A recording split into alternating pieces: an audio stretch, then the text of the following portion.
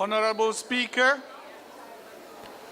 Honorable Acting Chief of Justice, Honorable Cabinet Ministers and government officials, Honorable Members of the Parliament, Excellencies, Members of the Diplomatic Corps, colleagues, fellow Europeans and friends of Europe, representative of the media, ladies and gentlemen, Bula Vinaka, Namaste, Salam Alaikum, good evening, bonsoir, and a very warm welcome to you all to the 2019 Europe Day. I would like, first of all, to thank the Fiji Museum for authorizing us to pass this evening here. This is the third consecutive year that we have hosted the Europe Day official reception here. With pleasure, I acknowledge also the presence of our three dear Union member states tonight, France, UK, and Spain. I would also like to thank the German Development Agency, GIZ, for all the support for the organization for this evening's celebration.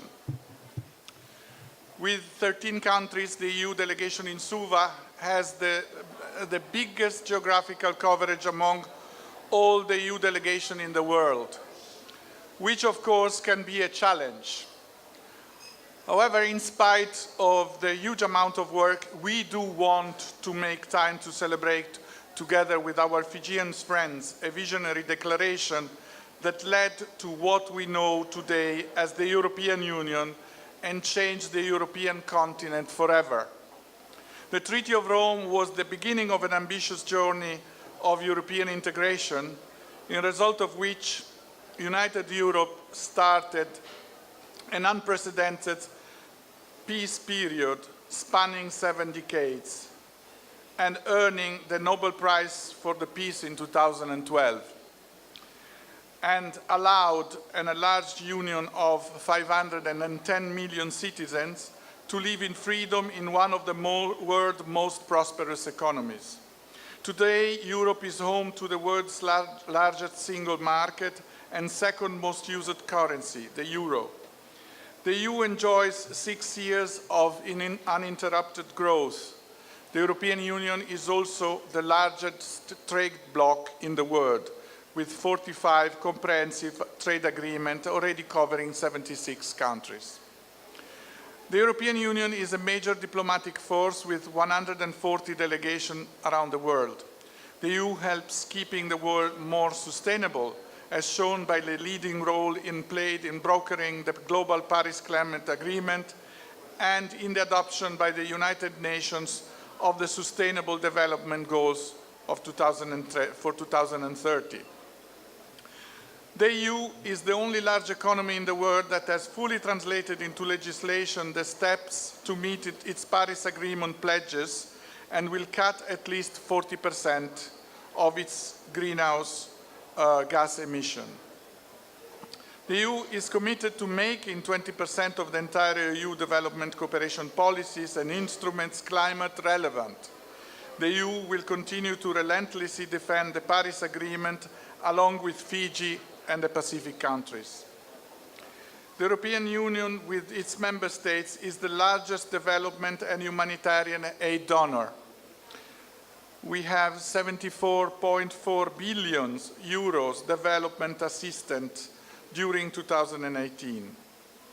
Every year, the EU helps to save lives of 130 million people stranded in humanitarian crises around the world.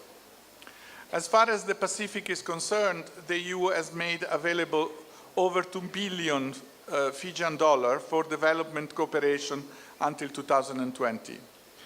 More than 50% of this amount is spent on climate-related work. Distinguished guests, since 2014, the EU's cooperation with Fiji has grown from strength to strength. We are building on our long-standing support to the sugar sector to establish our first budget support program targeting sustainable rural livelihood. Working close with our partners, the UNDP, We are also supporting a major access to justice, as it has been reminded by the Deputy Chief of Protocol. We are also working with a range of civil society organizations, helping them to provide more effective services, to promote human rights and to empower women. But also, very important, we Europeans have realized that Fiji plays rugby rather well indeed. At the moment, over 30 Fijian rugby players play in league around Europe, including at least 20 only in France. I wish to take this opportunity to wish to Fiji Sevens team good luck for the upcoming European leg of the World Sevens Series in London and Paris. Toso, Viti, toso.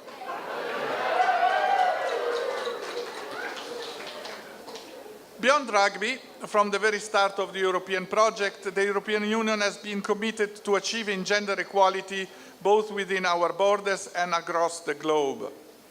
In November last year, the European Union, together with the Australian government and UN Women, launched a program to comprehensively end violence against women and girls in the Pacific. More recently, the European Union and the United Nations announced a 50 million investment to contribute eliminating domestic violence and ensuring further empowerment of women in the Pacific region as part of the UN Spotlight Initiative. Our partnership involves young people. Since 2016, the Pacific has been fully eligible for all actions under the Erasmus Plus program, including an exchange semester, joint master degree studies, and capacity building projects. Erasmus Plus is a great opportunity for young people of the same age and different culture to get to know each other, and we are confident that the numbers will increase in the future. The unique path of the Pacific regionalism appealed to the heart of the European. I have been particularly impressed with the work that crops agencies are doing to protect and develop the Pacific Blue Ocean, and we are honored to be your partner in this work. The Cotonou Agreement currently governing the EU-ACP relation is due to expire next year. Negotiations are ongoing to modernize relations between the EU and the 79 countries in Africa, Caribbean, and Pacific, and to address together the specific needs and priorities in the decades to come. In today's increasingly uncertain world, the European Union is providing peace, stability, and prosperity across Europe and beyond.